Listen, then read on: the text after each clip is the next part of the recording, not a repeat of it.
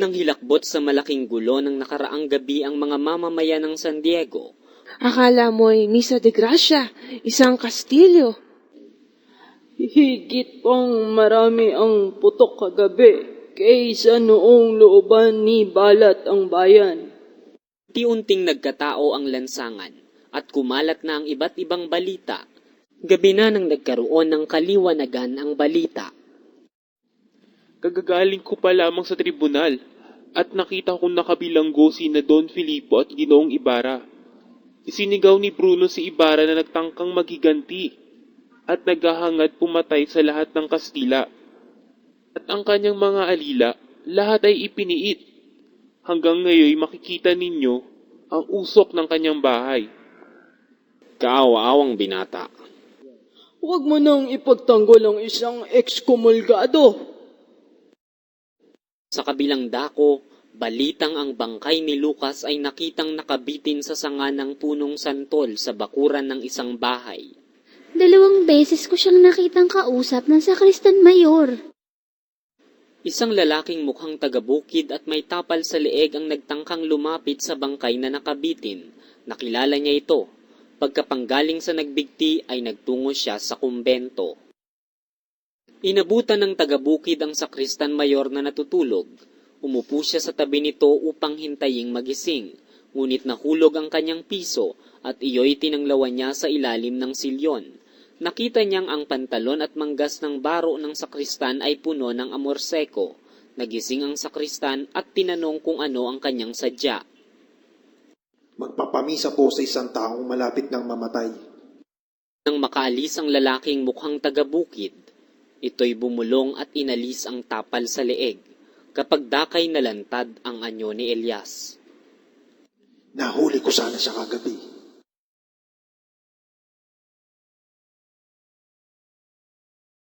Paroot pa rito ang mababalasik na Gwardiya Sibil sa harap ng tribunal.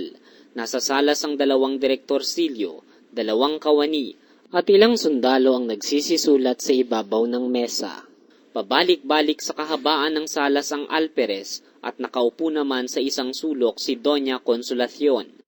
Naroroon din ang kapitan na mapapansing mapanglaw. Dumating ang kura na balisa at nakakunot ang noo. Hindi ko ibig dumalo sapagkat mahina ang loob ko. Wala pong dumalong may kapangyarihan sa bayan, kaya inakala kong kailangan kayo. Iaalis ngayong hapon ng mga dadakip. Nakasusulasok ang amoy na lumabas sa pintuang binuksan. Ilang sandali pa'y narinig na ang pukpok at langit-ngit ng binubuksang pangaw. Inilabas si Tarsilo na nakagapos at luray-luray ang damit. Kasunod niya ay isang lalaking nananangis, umiika at duguan ang salawal. Sinabi ng alperes na nanlaban si Tarsilo at nagpapatakas sa kanyang mga kasamahan. Ano ang pangalan mo? Tarsilo, Alisagan po. Ano ang pangako ni Don Crisostomo Ibarra sa paglusob ninyo sa kwartel? Hindi po siya nakipag-unawaan sa amin kailanman. Ang tangi pong dahilan ay upang ipaghiganti ang aming ama. Itanong ninyo sa 2 Gwardiya Sibil na inihulog namin sa bangin. Ngayon patayin na ninyo ako sapagkat wala kayong malalaman sa akin. Dinala sa labas si Tarsilo dahil ayaw umamin at ipinakita sa kanya ang 5 bangkay na nasa kariton. Hindi kumibo si Tarsilo nang tanungin siya ng alperes kung nakikilala niya ang mga bangkay. Nakita niya ang bangkay ni Pedrong asawa ng baliw, ang tadtad ng saksak na katawan ni Bruno at ang kay Lucas na may tali pa sa leeg. Inulit ang tanong, ngunit hindi rin siya umimik. Ang pamalo ay mulit-muling bumagsak sa kanyang likod, ngunit hindi man lamang siya dumaing. Paluin hanggang dumugo ang katawan! Ibinalik si Tarsilo sa loob at tinanong kung nakikilala niya ang lalaking may sugat. Tinugon niyang hindi niya nakikilala kaya't binuntal at sinipa siya ng alperes. Iniutos ng alperes na igapos sa bangko si Tarsilo at mga palong walang patlang ang bumagsak sa kanyang likod. Ang katawan niya ay kumikinig, umungol ng bahagya at napayukayok. Hindi ito matagalan ni Padre Salvi kaya't lumabas siyang pasuray-suray. Nakita niya sa labas ang kapatid ni Tarsilo na nakayakap sa bato, nananangis at waring binibilang ang palong tinatanggap ng bilanggo. Ang mga nagpaparusa ay waring nangapagod. Ipinakalag ng alperes ang gapos, dinala ang kaawa-awa sa balong nasa gitna ng patio. Ang balong ito'y lubhang marumi at mabaho sapagkat tapunan ito ng lahat ng dumi at sukal. Patiwarik siyang ibinitin samantalang hawak ng alperes ang orasan. Kung kayo'y mga Kristiyanong may puso, ilubog na ninyo ako ng matagal, o kaya iumpog ninyo ang aking ulo sa bato upang ako'y mamatay. Kayo'y kakalingain ng Diyos sa inyong kawang gawa. Magkakaganito rin marahil kayo balang araw.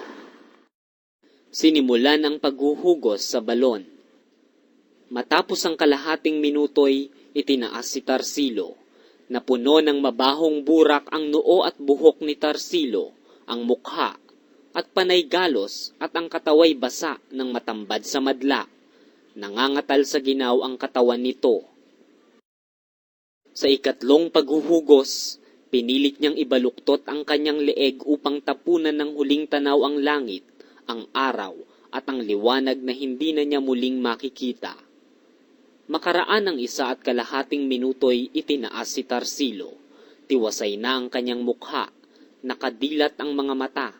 Lumalabas sa kanyang bibig ang burak na kinulayan ng dugo at hindi na kumikilig ang kanyang katawan. Idinuldol ng alperesa ang baga ng kanyang tabako sa paa ni Tarsilo.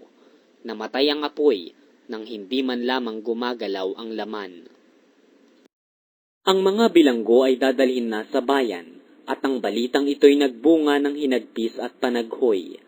Ang mga kaanak ng mga bilanggo ay pabalik-balik sa kumbento, sa kwartel, sa tribunal upang makiusap, ngunit kabiguan ang kanilang natatamo. Ang alperes ay nagpapataliban ng lalong maraming gwardiya sibil na siyang nangungulata sa mga babaeng nagmamakaawa sa kanya.